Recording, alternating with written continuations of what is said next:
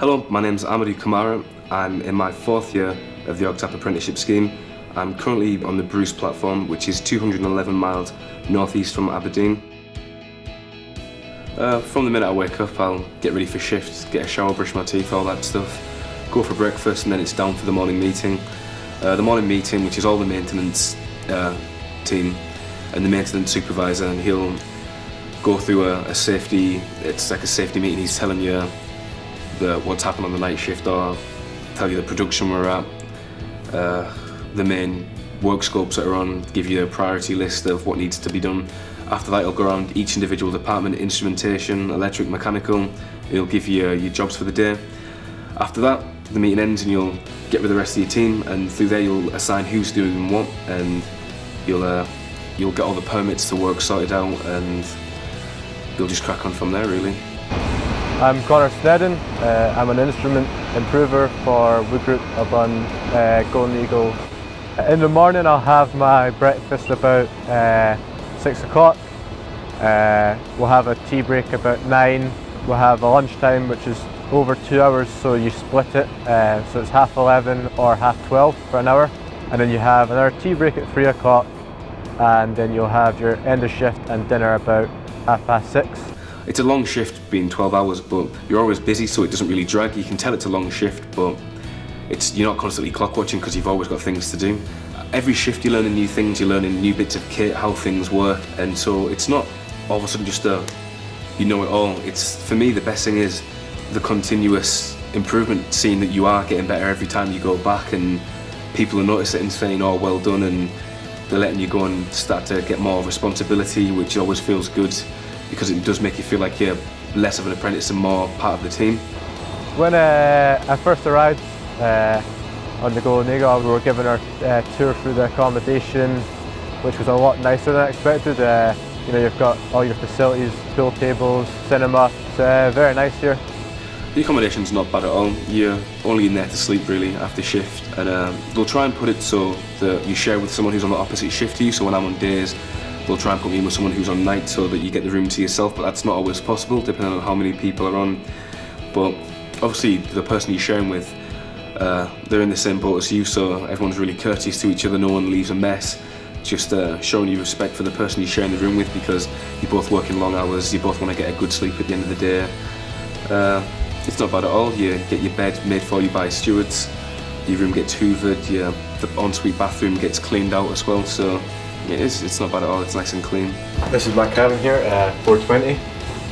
When you come in, first thing you'll see is the bunk beds, share rooms on the platform. So you come in, you've got a TV each with a shared skybox. You've also got a desk with a chair. Everyone has their own personal lockers for their belongings. And then here you've got a toilet and a shower and a sink as well. Sometimes you feel quite isolated from the outside world, but you've got things like Wi-Fi, you've got telephones, you can use your phone, Facebook, Snapchat. You have a phone in your room, there's phone boxes downstairs you can use. We have Wi-Fi, so you can FaceTime or video call on Facebook or whatever. So it's very easy to stay in touch with family at home. The first time on the chopper was really exciting, but there was all these guys who obviously been going there for years, and I was looking across and they were all asleep with their heads down, and I was like, what's going on? Whereas I was looking out the windows looking for platforms, boats, anything really. It was really exciting. On my first flight, I was very nervous.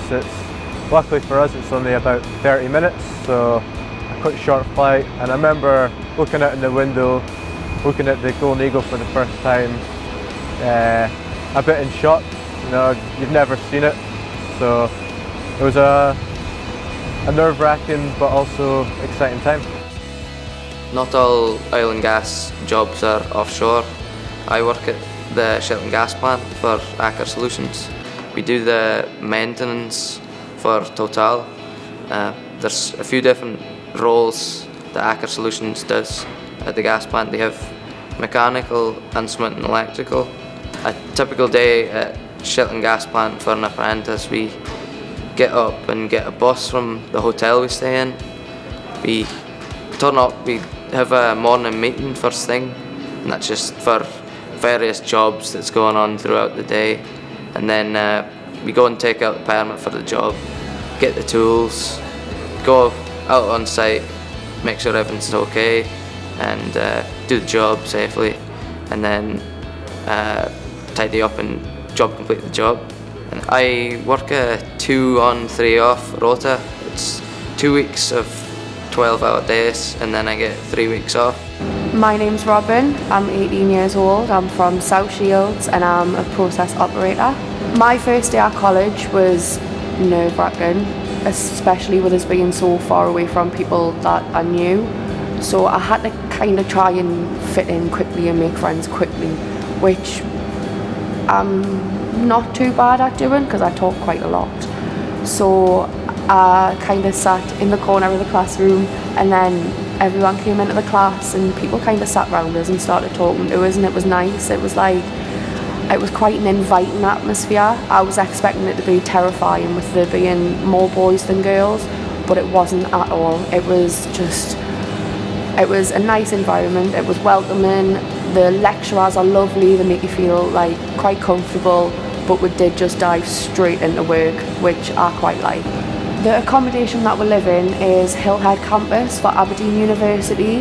However, the OGTAP apprentices are put into 3 blocks and we're all around each other. So there's second years and first years in a mixture in all of the blocks.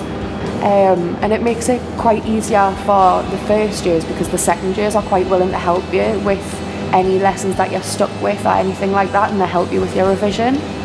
So in the halls, it's only women that are in a flat and only boys that are in a flat, so it's just me and my 2 roommates.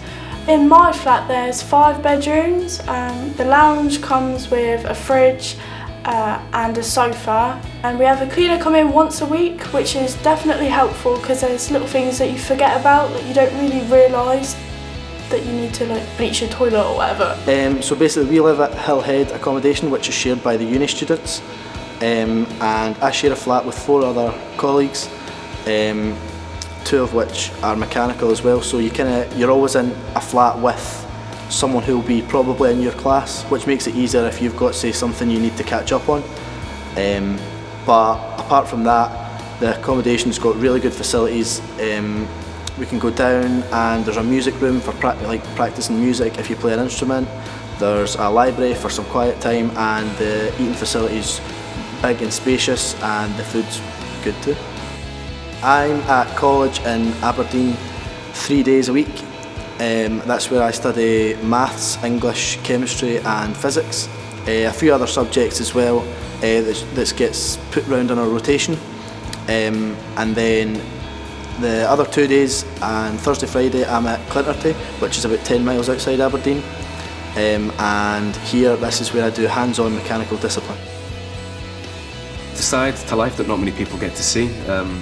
Being offshore, it's such an eye-opener. It makes you realise that there's so much more out there that you might not have thought of in possible careers.